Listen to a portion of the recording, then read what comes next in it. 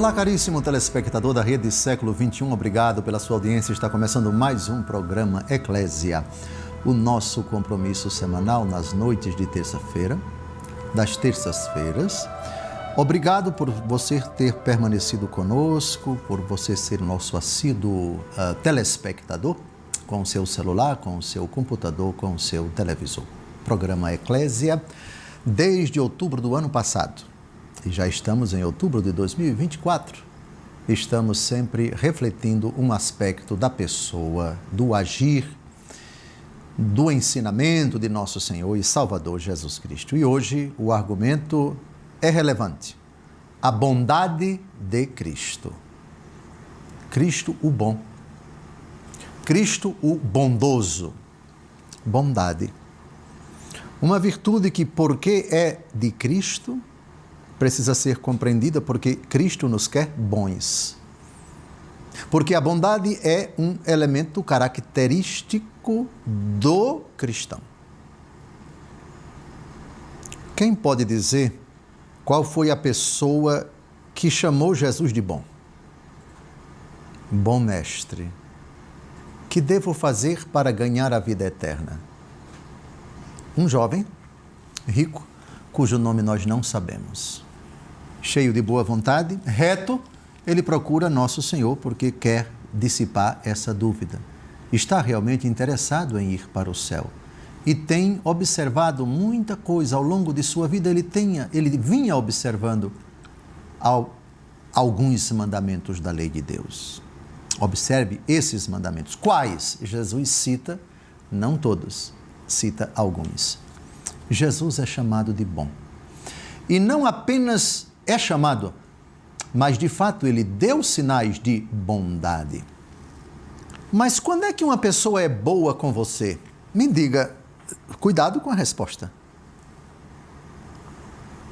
Se você disser que uma pessoa é boa comigo porque ela me dá aquilo que eu quero, então ela não é bondosa. Não. O enfermo cujo médico passa um remédio amargo que você não gosta, o médico quer o seu bem, ainda que aquilo que você vai tomar você não goste. Não, ele é bom porque não me dá nada de sofrido, porque não me dá, só me dá aquilo que me dá prazer, que me dá alegria. Calma, isso não é necessariamente bondade, não. Bondade não é dar para você o que você quer e o que você pede. Bondade é dar para você o que você precisa. Bem, vamos então agora ao primeiro texto a respeito da bondade de nosso Senhor Jesus Cristo. 2 Coríntios, capítulo 8, versículo 9. Vós conheceis a bondade de nosso Senhor Jesus Cristo, sendo rico, se fez pobre por vós, a fim de vos enriquecer por sua pobreza. Pronto, aqui está a prova da bondade de Jesus por nós. Se fez pobre, se encarnou, nasceu de Maria Virgem, morreu na cruz. Esta é a bondade. Eis o Cristo bom, que morreu na cruz por nós. Sim. Agora, vamos a 1 Timóteo, capítulo 3, versículo 16. Sim, é tão sublime, unanimemente o proclamamos, o mistério da bondade divina, manifestado na carne, justificado no Espírito, visto pelos anjos, anunciado aos povos, acreditado no mundo, exaltado na glória. Aqui o mistério da bondade assume uma dimensão, digamos assim, de etapas. Manifestado na carne, encarnação. Justificado no Espírito, temos o batismo de Jesus nas águas do Rio Jordão e a presença do Espírito Santo ao longo de toda a sua vida pública. Em tuas mãos entrego o Espírito. Cristo é justificado quando, pela força do Espírito Santo e pela sua própria, e também pela força do Pai, ele é ressuscitado. Temos Cristo Jesus, que é visto pelos anjos, sua ascensão, anunciado aos povos, o começo da missão da igreja, Cristo pregado pela igreja, acreditado no mundo, a fé e o batismo, que torna multidões discípulas de Cristo Jesus, e exaltado na glória. Ele se assenta à direita do Pai, onde glorioso está a interceder por nós e de onde virá um dia para julgar os vivos e os mortos. Aqui, a bondade de Deus envolve, aglutina todas essas etapas, digamos assim, da história da salvação que atingirá o seu termo por ocasião da sua segunda vinda. Mais outro texto que fala da bondade de Cristo. Tito, capítulo 3, de 4 a 7. Um dia apareceu a bondade de Deus, nosso Salvador, e o seu amor para com os homens. E não por causa de obras de justiça que tivéssemos praticado, mas unicamente em virtude de sua misericórdia. Ele nos salvou mediante o batismo da regeneração e renovação pelo Espírito Santo, que nos foi concedido por profusão, por meio de Cristo, nosso Salvador, para que a justificação obtida por sua graça nos torne em esperança herdeiros da vida eterna. Apareceu a bondade de Deus. O povo que andava nas trevas viu uma luz. Resplandeceu essa luz no presépio em Belém. Eu sou a luz do mundo, quem me segue não andará nas trevas, mas terá a luz da vida. Eis a bondade de Deus entre nós, pregando, curando enfermos, coxos mancos, expulsando demônios, ressuscitando mortos, anunciando o reino. Eis a bondade no meio dos homens, eis a bondade no meio da maldade. Eis a bondade que vem ao encontro daqueles que o rejeitaram. Ele era a luz que brilha no mundo, mas as trevas não o acolheram, diz o prólogo do Evangelho segundo João. Avancemos, porque agora é importante que a gente reflita exatamente aquilo que o próprio Jesus diz, que na língua grega tem um significado tão bonito. Eu sou o bom pastor. Bondade é a qualidade de quem é bom. E Jesus é o pastor bom. Jesus é o pastor da bondade. Eu sou o bom pastor. A palavra na língua grega que é traduzida por bom, também permite que seja traduzida por belo. Kalos. É uma palavra que tanto significa belo como significa bom. Bondade e beleza são sinônimos na pessoa de Jesus. Não existe beleza que não seja bondosa em Cristo. E não existe bondade que não seja bela em Cristo. Na língua portuguesa, essas duas palavras não são sinônimas. Tem pessoas que são belas e não são boas. Bonitinha, mas ordinária. Belo de rosto, falso, fingido, hipócrita. Na língua portuguesa, beleza e bondade não se identificam. Beleza é um conceito, bondade é outro conceito. Tem pessoas ditas não belas que são muito boas. E tem pessoas que são boas que de beleza física não tem nada. Ainda que beleza física seja algo relativo e não duradouro. Pontual. Quem é bonito hoje, daqui a 5, 6 meses pode se tornar uma pessoa feia. E vice-versa. Pois bem, mas na língua grega, eu sou o bom pastor. João capítulo 10. Outra tradução, eu sou o belo pastor. O pastor belo que é bom, o pastor bom que é belo. Beleza e bondade. Esse aspecto é muito importante da vida de Jesus, porque tudo o que o bom Jesus faz é belo. E beleza aqui ultrapassa aquilo que os olhos conseguem ver. Os olhos tipificam. É verdade que o conceito de beleza, de estética, de físico, tem também relação com a cultura, com o momento, com o espaço, com o pensamento da maioria que cria moda, que estipula estereótipos, etc., que cria conceitos, padrões de beleza, disso e daquilo outro. Mas à luz da fé, não. A beleza reside na bondade, e a bondade, ela é bela. Ainda que aquilo que o bondoso Deus faça para a gente não queira, a gente não goste, a gente julgue que é feio. A gente julgue que, porque não é gostoso, porque não é prazeroso, porque não atendeu aos nossos requisitos, porque não satisfez a nossa vontade. Não, absolutamente. O bom, Deus Todo-Poderoso, às vezes pune, às vezes castiga, às vezes corrige, às vezes não dá na hora que a gente gostaria aquilo que a gente sempre pede a Ele. Está terminando esse bloco, não saia daí, daqui a pouco a gente se encontra para retomar o argumento da bondade de Cristo.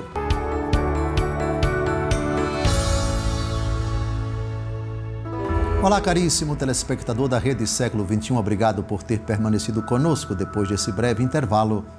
Está começando o nosso segundo bloco, o programa Eclésia, debruçando-se sobre o argumento da bondade de Cristo. Jesus é bom, Jesus é Deus, Deus é bom.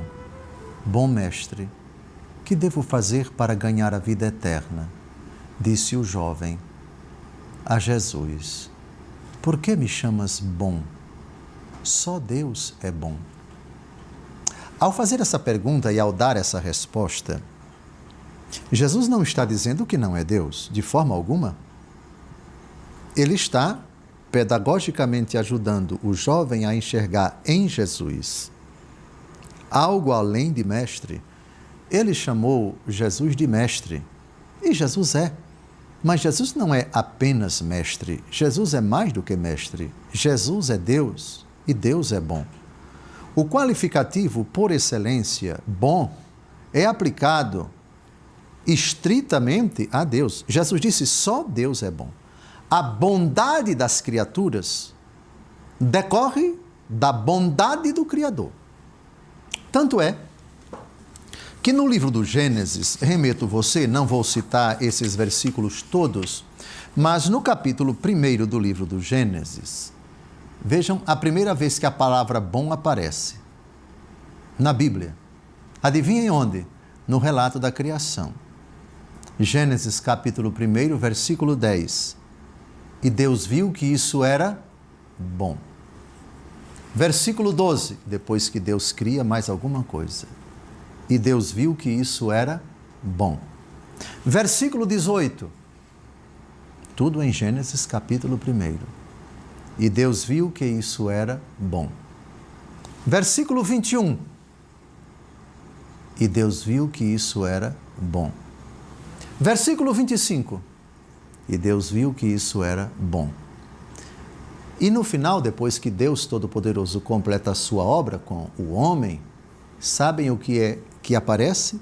Deus, versículo 31, Deus contemplou toda a sua obra e viu que tudo era muito bom. Tudo era muito bom. Portanto, o que Deus faz é bom, porque Ele é bom. Dai graças ao Senhor porque Ele é bom, porque eterna é a sua misericórdia. A casa de Israel, agora eu diga, eterna é a sua misericórdia, etc, etc. Agradecer a Deus porque Ele é bom. Agradecemos a Deus por Jesus porque Jesus é bom e porque o Pai que é bom nos deu Jesus que é bom e porque a bondade de Cristo se manifestou como prova da bondade do amor do Pai. Tanto Deus amou o mundo que enviou o seu Filho para que todo o que nele crê não pereça, mas tenha a vida eterna. Na 1 Timóteo, capítulo 4, versículo 4, o apóstolo diz, tudo o que Deus criou é bom, e nada há de reprovável quando se usa com ação de graças. Tudo o que Deus criou é bom. Até o diabo. Vejam, Deus não criou o diabo mau. Deus criou o diabo bom. Ele é que abusou de seu livre-arbítrio e se rebelou contra Deus. Portanto, há bondade em tudo aquilo que Deus faz. Então, se Cristo é bom, o homem é bom enquanto criatura, enquanto obra de Deus.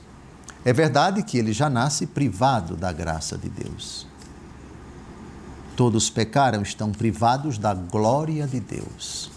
Todos pecaram e estão privados da glória de Deus, diz o apóstolo no capítulo 3 da carta aos Romanos. Acredito que lá pelo versículo 23, vamos dar uma olhada como é que eu estou aqui de memória, Romanos capítulo 3, eu disse versículo 23? Com efeito, todos pecaram e todos estão privados da glória de Deus. Então, estão privados da graça santificante, mas não da condição de criatura, que é uma condição boa, porque Deus criou e viu que tudo era muito bom. Então, na criatura humana, o ser criado é algo muito bom. Mas essa criatura está privada da glória de Deus, privada da graça santificante. Por isso ela necessita ser lavada pela água lustral, pela água batismal, pela regeneração que o batismo nos concede, a fé e o batismo. Pois bem, então, bondade. Deus é bom e tudo que procede dele é bom. E Deus viu que era tudo muito bom. O Cristo bondoso vem ao encontro da humanidade boa por ser criatura, mas má porque privada da graça de Deus. Romanos capítulo 3, versículo 23. Agora, uma coisa que vai nos assustar. Em Deus, as qualidades não se contrapõem. A bondade de Deus vem acompanhada da sua severidade. Deus é bom, mas é severo. Como assim? Não seria bom falar somente de Deus, o bonzinho? O diminutivo, às vezes, assume um caráter pejorativo, de diminuição, de rebaixar aquele substantivo. O bonzinho, no sentido de deboche, de escárnio, isso não se aplica a Deus. Alguns querem que a bondade de Deus significa ele não me censure nunca, ele não me ameace nunca, ele não me castigue nunca, assim ele é bonzinho comigo. Ele não me advirta nunca, ele não me censure nunca. Epa, essa não é a noção de bondade em Deus, por favor. Eu vou ler bem devagar, Romanos capítulo 11, versículo 22, porque a bondade de Deus caminha com uma outra qualidade sua. Ele é bom, mas é exigente. Ele é bom, mas é severo. Ele é bom, mas é implacável com alguma coisa na nossa vida, quando a temos, quando a criamos e quando nela perseveramos. Que coisa é essa? Preste atenção, crave os olhos agora na tela do seu celular, do seu computador, do seu televisor. Talvez um dos versículos mais importantes desse nosso encontro. Considera, pois, a bondade e severidade de Deus. Severidade para com aqueles que caíram, bondade para contigo, suposto que permaneças fiel a essa bondade. Do contrário, também tu serás cortada. Considera a bondade e a severidade de Deus. Ele é bom, mas não compactua com o pecado, viu? Não compactua com as trevas, viu? É severo, cobra, exige, precisamente porque é bom. Da mesma forma que uma mãe que é bondosa com o seu filho, mas ama louca e apaixonadamente o seu filho, mas precisa cobrar do seu filho. Arrume o quarto. Pontualidade, respeito, aplicação nos estudos, etc. E acompanha a vida do filho e dialoga com o filho. E quando esse se excede, toma posições firmes. Sim, beija, faz cafuné, coloca no colo, mas, cabra, você me respeite. Olhe, estou aqui de olho, viu? Você não brinca comigo, não. Eita, papai é severo. Pronto. Entendeu isso? Cresceu nessa disciplina?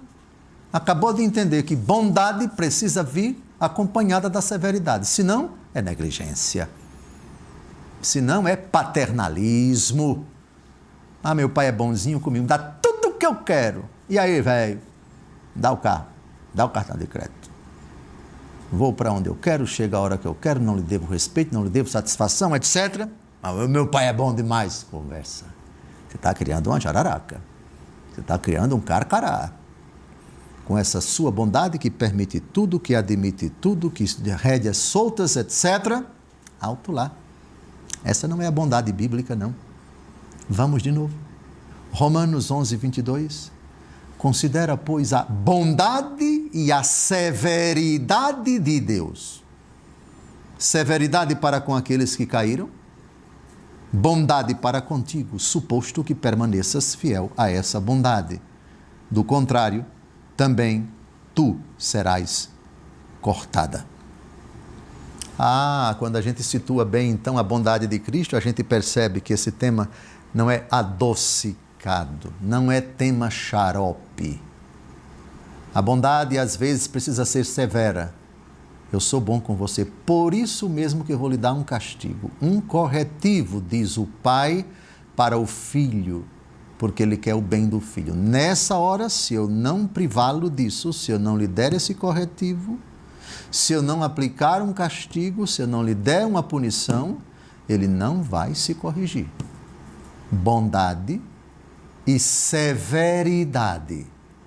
As duas coisas caminham juntas. Bem, agora vamos a Efésios capítulo 2, versículos de 4 a 7. Não, estamos a menos de 40 segundos do final do bloco. Vamos deixar para o próximo esse texto muito bonito do apóstolo Paulo, retomando esse argumento dele, em Romanos 11, porque tanto Romanos quanto Efésios que tem como autor o único apóstolo, o apóstolo Paulo.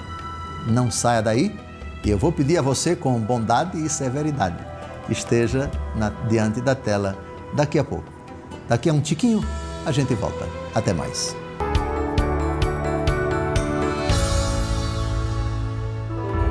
Olá, caríssimo telespectador da Rede Século XXI, obrigado por ter permanecido conosco depois desse segundo intervalo. Está começando o terceiro bloco do nosso encontro Eclésia, hoje debruçando-se sobre o argumento A Bondade de Cristo. Antes de continuar esse bloco, eu quero compartilhar com você que eu estou também no Instagram e quero convidá-lo para me seguir. Siga @Dom José Falcão Oficial e você verá lá partilhas sobre a Palavra de Deus e também trechos dos nossos programas aqui na Rede Século XXI. Eu espero você lá. No bloco anterior, nós citávamos o importante texto da Carta aos Romanos, capítulo 11, versículo 22. Considera a bondade e a severidade de Deus. E explicava que essas duas qualidades de Deus, elas são complementares, não são conflitantes. Deus não pode ser bom e não severo, da mesma forma que Deus não pode ser severo e não bom. Deus é bom e por isso é severo, e Deus é severo e por isso Ele é bom. Bondade e severidade.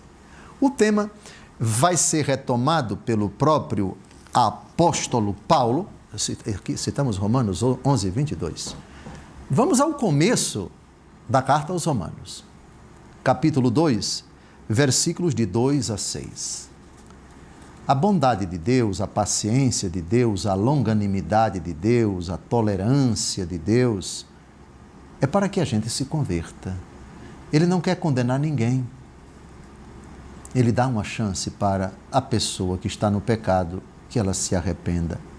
Ela dá uma chance aos tíbios para que sejam fervorosos, os covardes para que sejam corajosos, os que vivem nas trevas para que retornem à luz, para que insistam, perseverem, cresçam, amadureçam, busquem a santidade, busquem a perfeição, e por isso sempre está a nos chamar. Porém, o Deus bondoso um dia virá e o dia da vinda dele se chamará dia de cólera. O dia em que ele vai expressar a sua ira. Bondade e ira de Deus. Bem, a ira de Cristo é a expressão de sua bondade. E a bondade é a expressão da ira de Cristo. As qualidades em Cristo não se contrapõem. Com a palavra, o apóstolo Paulo, Romanos capítulo 2, de 2 a 6. Ora, sabemos que o juízo de Deus contra aqueles que fazem tais coisas corresponde à verdade. Tu, ó homem, que julgas os que praticam tais coisas, mas as cometes também, pensas que escaparás ao juízo de Deus? Ou desprezas as riquezas da sua bondade, tolerância e longanimidade, desconhecendo que a bondade de Deus te convida ao arrependimento?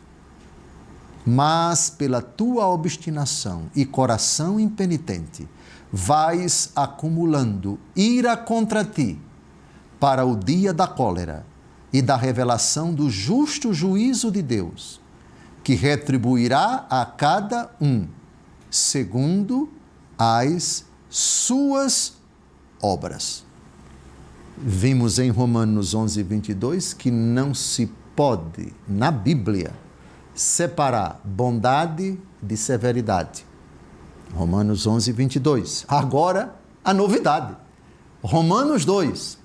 Não se pode separar a bondade de Cristo da sua ira.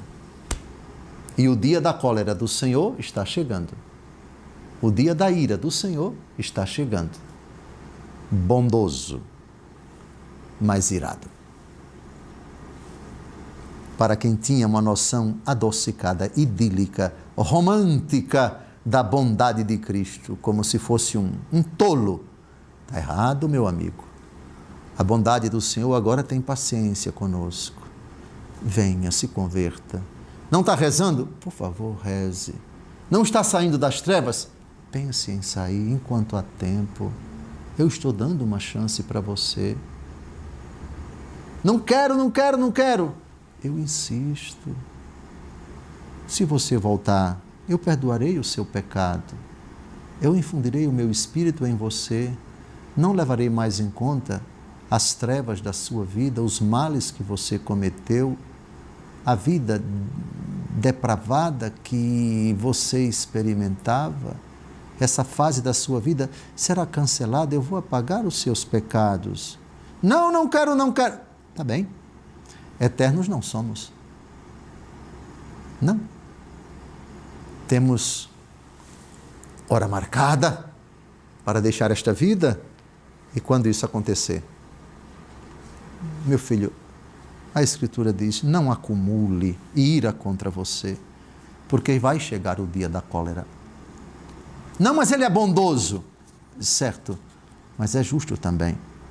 É severo também. Romanos 11, versículo 22. O apóstolo Paulo, baseado nisso, na 2 aos Coríntios, capítulo 10, versículos de 1 a 3, vamos citar o texto daqui a pouco, diz que ele se dirige aos cristãos de Corinto que diziam, quando ele está perto aqui da gente, ele é mansinho, e quando ele está longe ele é duro, com as cartas dele, ele é muito enérgico, etc. Havia uma oposição, uma certa oposição ao apóstolo Paulo na comunidade de Corinto, e ele deixa transparecer isso na 2 aos Coríntios, texto que vamos ler agora. E São Paulo vai dizer exatamente isso, olha, eu sou bondoso com vocês, eu não sou duro com vocês quando eu estou com vocês, porque eu tenho que ser a expressão da bondade de Cristo. Mas não me forcem a ser duro, não me forcem a aplicar a disciplina, não me forcem a ser severo, porque se precisar eu serei. não com essas palavras, mas vocês vão perceber agora que é mais ou menos isso que o apóstolo quer dizer nesse texto. Eu, Paulo, vos exorto pela mansidão e bondade de Cristo. Eu que me mostro humilde quando estou entre vós, mas quando longe sou ousado convosco. Peço-vos que, quando eu estiver presente, não me veja obrigado a usar de minha autoridade, de que pretendo realmente usar com certas pessoas que imaginam que nós procedemos com intenções humanas. Porque ainda que vivamos na carne, não militamos segundo a carne. É interessante, na nossa vida, ao lidar com as pessoas, quanto possível, e em primeiro lugar, a gente deve transparecer isso. Eu quero ser bom com vocês, mas eu tenho tarefas, eu tenho obrigações, eu tenho responsabilidades e não posso tolerar negligência, antipatia, divisão, cismas, comportamentos indignos dentro da comunidade. Essa bondade, não confundam vocês com leniência, com covardia, com acobertamento dos pecados de vocês. Eu que tenho autoridade sobre vocês, se precisar, eu vou usar da autoridade, como de fato ele usou. Na 1 Coríntios, capítulo 5, se não me engano, versículos de 1 a 5, alguém estava vivendo com a sogra, fazendo sexo com a esposa do seu pai, a sogra. E o bondoso Paulo foi informado disso e tomou uma medida drástica, seja este homem entregue a Satanás para a mortificação do seu corpo, para que sua alma seja salva. A bondade é com a pessoa, mas quando o pecado da pessoa põe em risco o bom andamento da comunidade, causa escândalo, perplexidade à comunidade, essa bondade tem que ser manifesta também com severidade. Romanos 11, 22. Considera a bondade e a severidade de Deus. Paulo, apóstolo, bom com todos, generoso, compreensivo, compassivo, mas pronto para agir com energia quando for o caso. E isso em nada desmerece a qualidade dele. E ele utiliza essa virtude falando, eu vos exorto pela mansidão e bondade de Cristo. Eu quero ser manso como Cristo, bondoso como Cristo. Mas Cristo me conferiu poderes, seja para ti como um pagão ou um publicano, diz Jesus. No final, no termo de um procedimento para corrigir o irmão. Correção fraterna, Mateus capítulo 18. Por favor, conjuguem bem na vida de vocês, na educação dos filhos, no trato com as pessoas, no exercício da autoridade, bondade e severidade. Romanos 11, 22. E eu prometi Efésios 2, de 4 a 7, aqui está. Deus que é rico em misericórdia, impulsionado pelo grande amor com que nos amou, quando estávamos mortos em consequência de nossos pecados, deu-nos a vida juntamente com Cristo. É por graça que fostes salvos. Juntamente com Ele nos ressuscitou e nos fez assentar nos céus com Cristo Jesus. Ele demonstrou assim pelos séculos futuros a imensidão das riquezas de sua graça, pela bondade que tem para conosco em Jesus Cristo. Está terminando o terceiro bloco. No último, responderemos as perguntas. E peço a você que, por bondade, não deixe de assistir ao último bloco. Estarei aqui. Vou ali tomar um pouquinho d'água. A água é sempre algo bom, pela bondade de nosso Senhor. E daqui a pouco a gente retorna para o último bloco. Um abraço. Até daqui a pouco.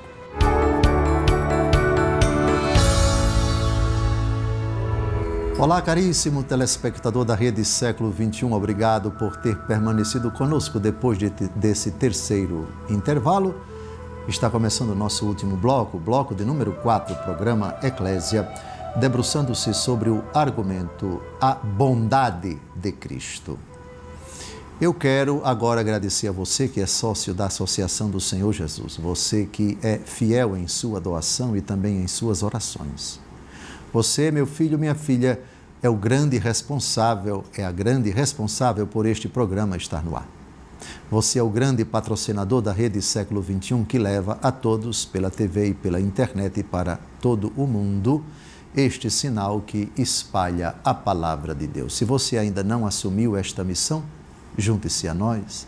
Você pode fazer a sua doação pelo Pix, apontando sua câmera para o QR Code que aparece aí na sua tela. Seja um evangelizador junto com a Associação do Senhor Jesus. Como diz o Padre Eduardo, ela não é minha, é do Senhor Jesus. Agora nós vamos responder as perguntas. O último bloco é particularmente difícil para mim, porque eu vejo as perguntas somente agora. Elas chegam para o Caio e o Caio as catalisa e as coloca ali no teleprompter. Deus tenha misericórdia e vocês sejam bondosos comigo, tenham bondade comigo, não me julgando com tanto rigor. Vamos às perguntas. Primeira pergunta.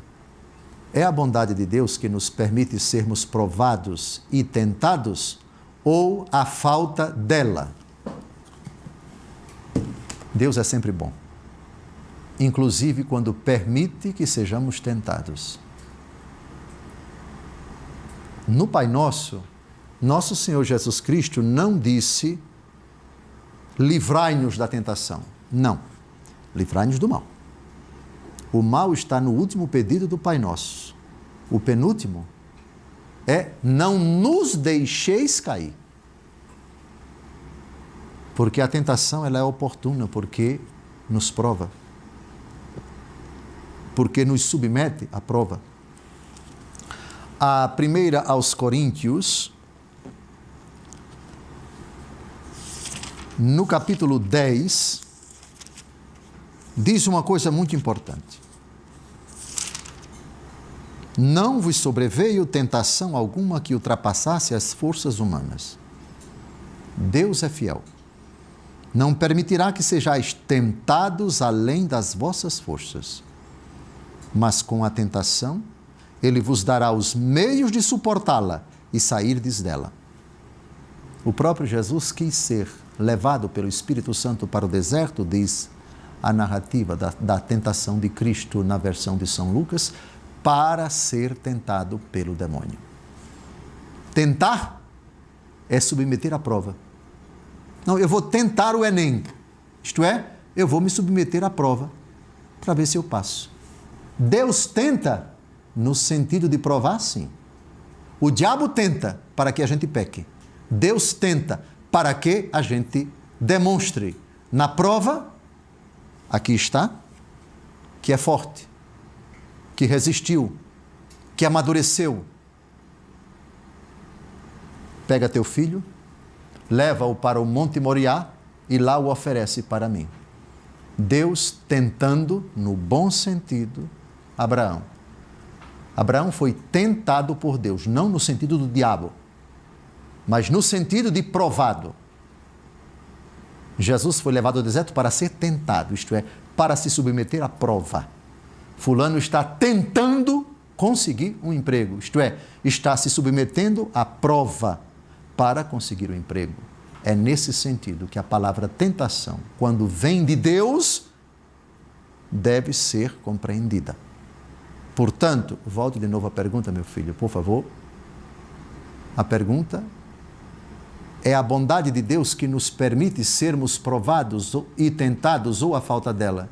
A bondade de Deus quando Ele mesmo tenta, e Deus é bom quando permite que o diabo nos tente. Quando Ele permite que o diabo nos tente é por dois motivos. Ou para nos punir quando estamos no pecado, ou para nos provar quando estamos na graça de Deus, para que sejamos mais santos. O demônio não pode fazer nada sem autorização de Jesus. O demônio, para nos tentar, precisa da autorização de Deus. E a autorização, ela tem limites. Jó foi tentado, mas o Senhor Deus estabeleceu, Deus deu autorização ao diabo para tentar Jó, mas colocou um limite. Não toque nele, não tire a vida dele. E ali foi uma prova dura.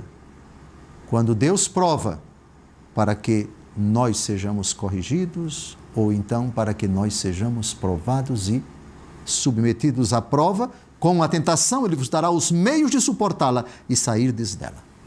E quando é o diabo que tenta, é por autorização de Deus, com limites, para ou nos punir porque estamos no pecado, ou para nos fortalecer quando estamos na graça de Deus, crescendo em santidade, rumo à perfeição.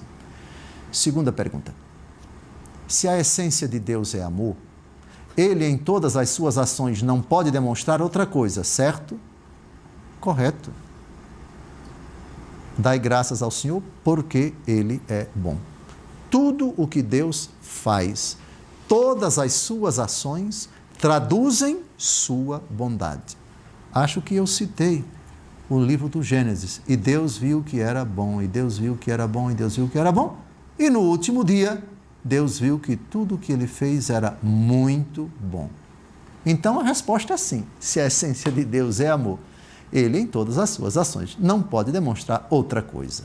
Ainda que a manifestação da bondade de Deus, nós não gostemos, nós chiemos, nós façamos uma cara feia, assim como a criança que é amada pelo pai que está castigando-a, faz a carinha feia, o beicinho, mas o pai quer o bem do seu filho, mesmo quando o filho precisa de um corretivo, de um castigo.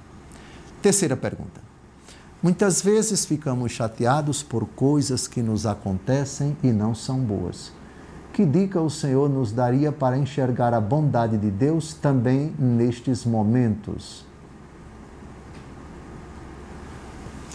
Bem, os sinais de Deus para que nós cresçamos em santidade, eles podem ser agrupados nos mandamentos. Naquela situação concreta, o Senhor não quer que pequemos. O Senhor quer que descubramos a verdade, defendamos a verdade, enfrentemos a dificuldade na fidelidade a Ele, na obediência a Ele. E os sinais Ele manifesta, seja pelos próprios acontecimentos, pela própria circunstância, mas também pela boca dos maus, pela atitude dos maus, aquilo que não deve ser dito, que não deve ser feito, que não deve ser praticado, que não deve ser omitido, e também por meio dos bons, ainda que Deus Todo-Poderoso se valha de todos os instrumentos, inclusive do próprio diabo, para nos corrigir, para nos apontar naquela situação concreta o bem que deve ser feito ou dito, o mal que deve ser evitado e, portanto, não pronunciado. Genericamente, a dica é essa: a bondade de Deus que coloca uma pessoa para me defender, que coloca uma pessoa para me advertir, a bondade de Deus que permite que o malvado me insulte e me provoque para que ou eu o enfrente, ou eu me distancie, ou eu chegue à conclusão, isso aqui não é para mim, esse lugar não me merece. É hora de bater em retirada. Em todos esses acontecimentos, a bondade de Deus se manifesta. Na própria vida de Jesus, que precisou enfrentar os seus adversários, que precisou responder à altura, que precisou às vezes fugir dessa cidade, escapar da fúria dos seus conterrâneos de Nazaré, pegar o chicote e expulsá-los do templo. São muitas as situações da vida de Nosso Senhor onde a bondade de Deus o acompanha. Ele, que é a bondade personificada, ali soube se sair, soube enfrentar, soube triunfar as adversidades que iam transcorrendo durante sua vida pública. Quarta pergunta. Muitas vezes somos surpreendidos com pessoas bondosas em nossos caminhos, que chegam a nos escandalizar. A bondade pode ser concedida em maior grau a algumas pessoas? Jesus insinua isso, sim. A quem muito for dado, muito será pedido. Sim, a parábola dos talentos. O Senhor dá tantos talentos a esse, tantos talentos, menos talentos a esse deu um talento e assim por diante. Sim, Deus é livre para conceder o que Ele quer, na medida que Ele quer, a quem Ele quer e durante o tempo que Ele quiser. Sem dúvida alguma, A graça de Deus, a bondade de Deus admite, sem dúvida alguma, uma gradação. O que não significa dizer que Deus ama mais uma pessoa do que outra. Deus nos ama a todos, atenção, mas o seu carinho particular se manifesta àqueles que se abrem à graça de Deus, àqueles que são dóceis a Ele. Tirem esse talento desse que tem um e dê àquele que tem 10. O Senhor faz daquilo que Ele tem e Ele dá o que Ele quer, da maneira como Ele quer, e no grau, na medida, na intensidade que lhe apraz, porque Ele é Deus. Está terminando o nosso encontro. Com a graça de Deus, desejo a você uma semana repleta de presentes expressões da bondade de Deus. Busque o Deus bom. Reconheça em Jesus a bondade do Pai. Glorifique sempre a bondade de Cristo. Até o próximo encontro, se Deus quiser.